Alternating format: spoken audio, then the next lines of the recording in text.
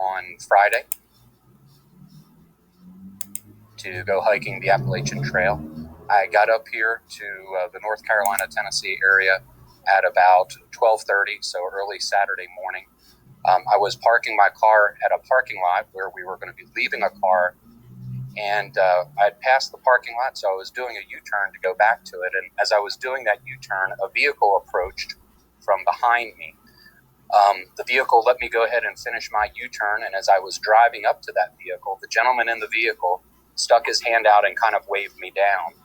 I pulled up alongside of the vehicle. It looked like a Ford F-150 truck. It was white.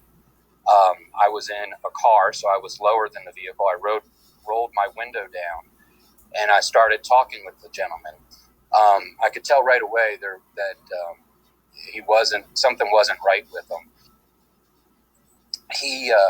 It took him a second to get anything out, and then he said, "Man, I'm lost." And I thought, I was kind of lost myself. I thought maybe he was another hiker looking for the same parking lot. And I said, "Well, I'm not from around here, but what are you trying to find?" And he said, "Man, I need to go to California." And I was like, "Wow, well, I don't know the directions to California." But he said, "Me and my girlfriend had a fight. And man, I love her. And she called me, and I need to go out to California to see her." And I said, "Well, man, I-40 is right there." We were right next to I-40. And I said, "You can take I-40 west, and it'll get you to California." And he said, "No," he said, "I think this road that we're on, I'm just going to take it to California." And that was Waterville Road. When I got off the phone with FBI, I looked at some more pictures, and I saw a profile view of Brian. And that's how I was kind of looking at him, because he was in his truck, so most of the time I was seeing the side of his face. And when I saw that profile view, I was like, I'm absolutely 100% sure that was the guy. My heart was thumping. And I immediately called the FBI back, and I said, "Listen, I just called you guys, but I'm telling you, this was the guy." And so the lady, first time I spoke with the man, second time was a lady. She again took my information. I was sitting there in this parking lot. I'm like, "What do I do now?" And I was like, "Well, no one's calling me." So I called 911.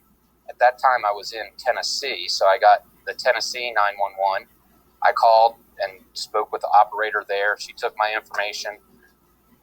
Again, nobody was calling me back. I'm sitting there for an hour now. And so I got in my car, and I actually drove back by the site where I had saw him just to see if I could see him again. At that time, I was in North Carolina, so I picked up the phone and called 911 in North Carolina. Okay, guys, so this Dennis Davis, he said he spoke to a number of news outlets on Saturday, including Fox News Digital twice.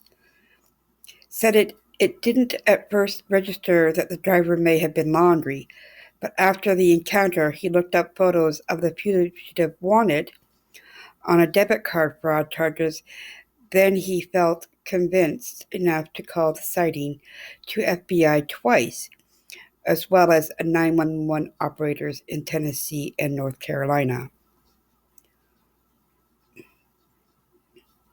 He says there is no doubt that it was Brian Laundrie I was talking to 100%. No doubt in my mind, Davis said as the encounter after he looked up both portrait and profile shots of Laundrie on his phone. Okay, so here's the Waterville Road in Hartford, Tennessee, the map.